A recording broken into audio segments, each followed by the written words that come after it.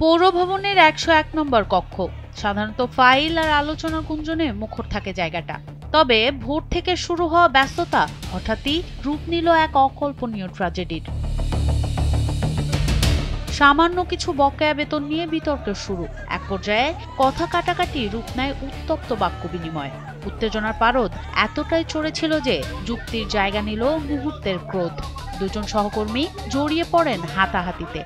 এই লোককে বেতন চাওয়ার জন্য মারি ফেলানো হয়েছে। মারি ফেলানোর পরে রুমে আটকায় মৃত্যু নিশ্চিত করার পরে হাসপাতালে পাঠানো হয়েছে। সময় হয়েছে এই ফিরোজের দুর্নীতি অপকর্ম এবং ওর জুলুমের চাকরি পাইলে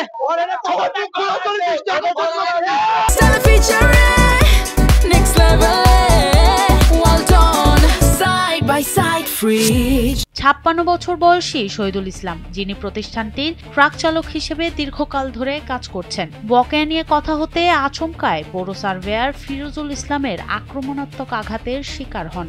তিনি ঘুষি মারেন শহীদুলকে। সেই আঘাতেই লুটিয়ে পড়েন ট্রাক চালক শহীদুল। এরপর দ্রুত তাকে হাসপাতালে নেওয়া হলেও কর্তব্যরত চিকিৎসক তাকে মৃত ঘোষণা করেন। ডাক্তাররা প্রথমে বলে যে মৃত্যু নিশ্চিত, তারপরে এখন বলা হচ্ছে স্ট্রোক করে মারা গেছে। আমরা কি জনগণ ভুয়া নাকি? আমরা খুনি আমি নির্বিচার চাই।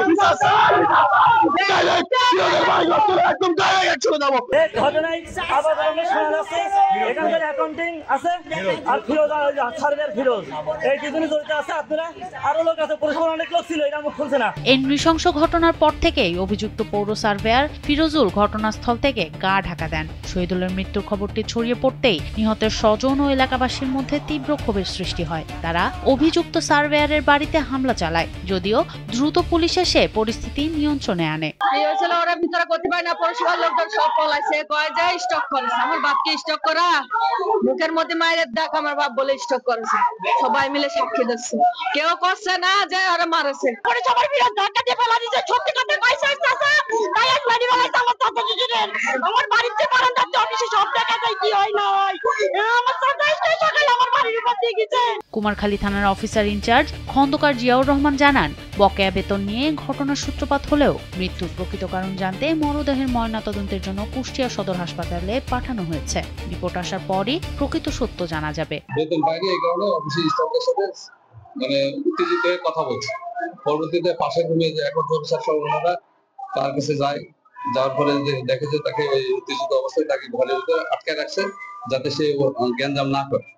পরবর্তীতে যে দেখছে যে সে হলো চেয়ার থেকে পড়ে গেছে এবং তার হলো এখানে ফুলে গেছে।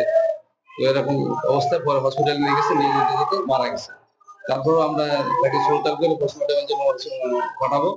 যদি অন্য কোনো কারণে মৃত্যু হয় তাহলে আইনগত যে ব্যবস্থা আছে সেই ব্যবস্থা নেব। নিহত শহীদুল ইসলাম ছিলেন কুষ্টিয়ার কুমারখালী পৌরসভার শেরকান্দি এলাকার বাসিন্দা। অভিযুক্ত সার্ভেয়ার ফিরোজুল ইসলামও একই এলাকার গোহাটের বাসিন্দা। নিহত শহীদুলের পরিবার এখন ন্যায় বিচারের প্রত্যাশায় প্রহর গুনছে। সোনম সিদ্দিকী, কালবেলা।